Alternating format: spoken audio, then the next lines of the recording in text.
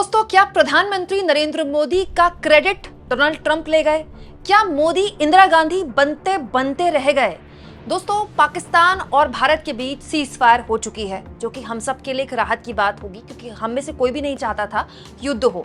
लेकिन जैसे ही इस सीज फायर का औपचारिक ऐलान हुआ, तब से ही सोशल मीडिया में हर कोई ये चर्चा करने लगा कि इंदिरा गांधी होना आसान नहीं है। और तो और दोस्तों, न केवल कांग्रेस पार्टी बल्कि कई पत्रकारों ने भी ये चर्चा करनी शुरू कर दी कि ऐसा कैसे हो गया कि भारत और पाकिस्तान के बीच सीज फायर का ऐलान हो रहा है और वो ऐलान ट्रंप की तरफ से आ रहा है। दरअसल हुआ ये दोस्तों कि सबसे पहले डोनाल्ड ट्रंप की तरफ से उनके औपचारिक सोशल मीडिया हैंडल से ये जानकारी शेयर की गई।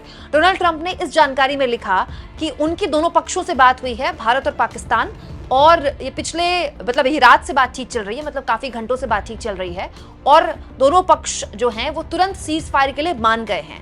और डोनाल्ड ट्रंप ने कहते हुए दोनों ही पक्षों को ये देखिए कुछ इस तरह से मुबारकबाद दी। और दोस्तों, जैसे ही डोनाल्ड ट्रंप ने ये ऑफिशियल जानकारी दी, उसके बाद प्रस्तावित थी प्रेस कॉन्फ्रेंस। शाम को 6 बजे प्रेस कॉन्फ्रेंस होनी थी और प्रस्तावित प्रेस कॉन्फ्रेंस भारत द्वारा की गई और ये जानकारी ऑफिशियली दी गई कि भारत जो है उस सीज फायर का पालन करता है। लेकिन उसके बाद से सोशल मीडिया में तमाम तरह से सवाल उठने लगे कि ऐसा कैसे हो गया कि युद्ध जैसे हालात जो है वो भारत और पाकिस्तान के बीच हैं, तो ट्रंप वहां से ऐलान कर रहे हैं। ट्रंप क्यों ऐलान कर रहे हैं? ये ऐलान तो भारत के प्रधानमंत्री को करना चाहिए। दोस्तों, हालत ये हो गई कि सोशल मीडिया में न केवल ट्रंप को लोग क्रेडिट देने लगे, बल्कि ये भी कहने लगे कि इंदिरा गांधी बनते बनते प्रधानमंत्री चूक गए। दोस्तों, 1971 का युद्ध जब खत्म हुआ था तो आयरन लेडी के तौर पर उभर कर आई थी इंदिरा गांधी, क्योंकि इस तरह के जब युद्ध होते हैं दोस्तों, 1971 का जिसमें पाकिस्तान के 2 टुकड़े हो गए, उसमें जाहिर तौर पर सेना का शौर्य तो है ही, लेकिन हमारे देश में सेना अपनी मर्जी से नहीं चलती है। हमारे देश में सेना राजनीतिक नेतृत्व पर चलती है। वो इंदिरा गांधी का नेतृत्व था जिसने पाकिस्तान को घुटनों पर ला दिया, दुनिया का सबसे बड़ा सरेंडर करवाया, उसकी सेना का सरेंडर करवाया, और तो और पाकिस्तान के 2 टुकड़े कर दिए। तब से लेकर अब तक जो इंदिरा गांधी ने किया, हर कोई ये सोच रहा था क्या इस बार प्रधानमंत्री नरेंद्र मोदी उससे एक कदम आगे निकल जाएंगे। लेकिन लोगों ने ये कहा कि उस मोमेंट को क्रिएट करने में मोदी चूक गए।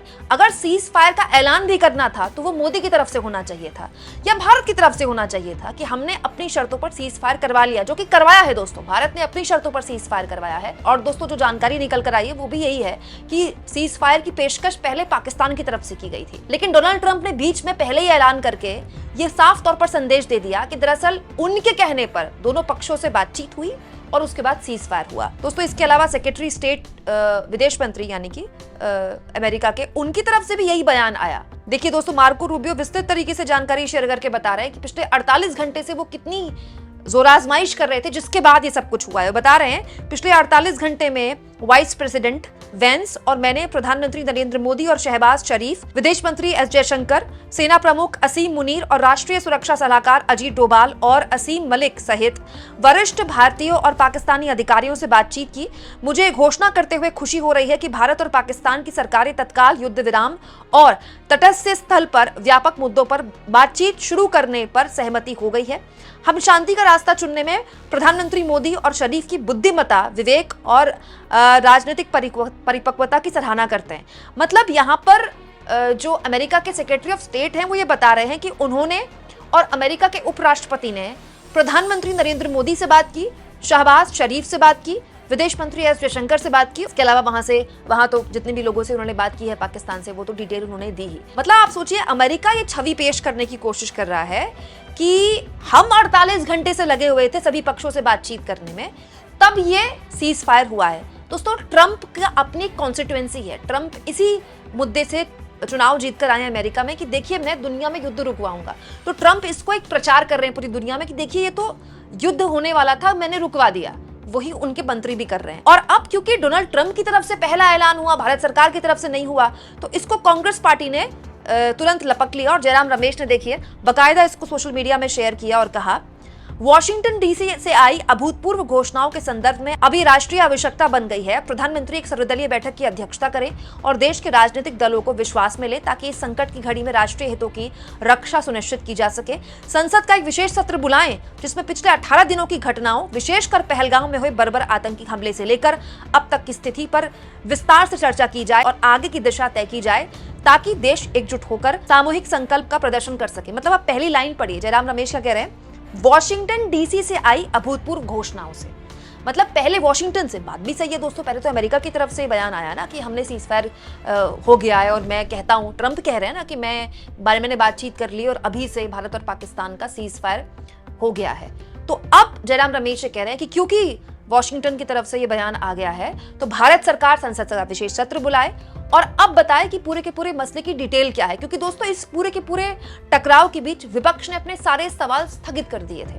वो ना तो अमित शाह से सवाल पूछ रहे थे, ना सरकार से सवाल पूछ रहे थे कि आखिर इस आतंकी हमले के पीछे जो सवाल हैं उन सवालों के जवाब कब मिलेंगे। तो अब विपक्ष ने उन सवालों पर आना शुरू कर दिया है। क्यों? क्योंकि बीजेपी ने घर में घुसकर मारा, अपनी क्रेडिट लेने की जो राजनीति है वो शुरू करती है। राजनीति होगी दोस्तों, इस पूरे के पूरे मसले पर राजनीति होगी। हालांकि दोस्तों ये बात केवल राजनीतिज्ञों तक नहीं है, वरिष्ठ पत्रकार और लेखक भी इसमें अपनी अपनी बात रख रहे हैं। अशोक कुमार पांडे जिन्होंने कई किताबें लिखी हैं, जो कि अपना यूट्यूब चैनल भी चलाते हैं, आप उनको सुनते होंगे, उन्होंने यही कहा, देखिए, 80 सालों की नीति 1 मिनट में ध्वस्त कर दी। अब अमेरिका चौधरी है और भारत पाकिस्तान की तरह ही उसका मजूर। सीज फायर की घोषणा भी नहीं करने दी उसने, सारा श्रेय खुद लिया। होना यह चाहिए था कि भारत घोषणा करता और शुक्रिया कहता अमेरिका का, हुआ उल्टा। खैर अब अदानी का मामला सुलझ जाएगा।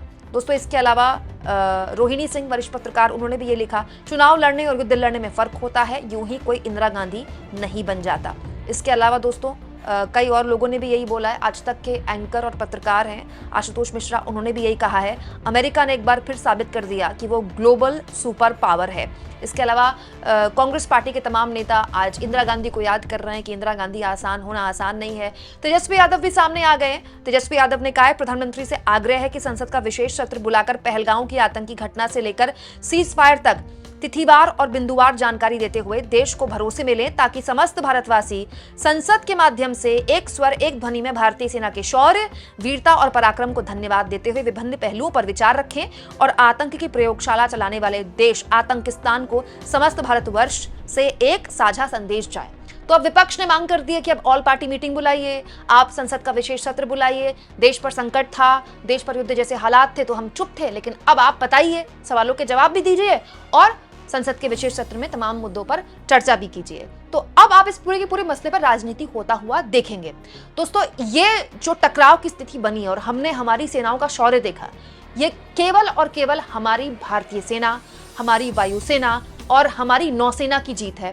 क्योंकि 1971 के बाद ये पहला मौका है जब शानदार कोऑर्डिनेशन तीनों सेनाओं द्वारा देखा गया और पूरी दुनिया को, केवल पाकिस्तान को नहीं, पूरी दुनिया को हमने दिखाया है कि भारत पर अगर कोई उंगली उठाता है, हमारे लोगों को कुछ इस तरह से उनको मारा जाता है, तो अब भारत चुप रहने वालों में से नहीं है।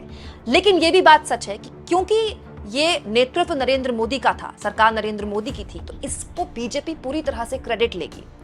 और ठीक वैसे ही जैसे कांग्रेस पार्टी इंदिरा गांधी की 1971 का क्रेडिट लेती है। लेकिन डोनाल्ड ट्रंप ने जिस तरह से सीज फायर का ऐलान किया, एक्चुअली में अब मुद्दा यही बनेगा और पूरी की पूरी राजनीति इसी के इर्द गिर्द घूमेगी। आपको क्या लगता है दोस्तों, क्रेडिट किसको मिलना चाहिए, हमारे सेना बलों को, डोनाल्ड ट्रंप को या मोदी को? कमेंट बॉक्स में जरूर लिखें और जितना हो सके चैनल को शेयर करें, सब्सक्राइब करें और थैंक्स और ज्वाइन की ऑप्शन से अगर आप चाहें तो कुछ आर्थिक मदद भी चैनल की जरूर करें।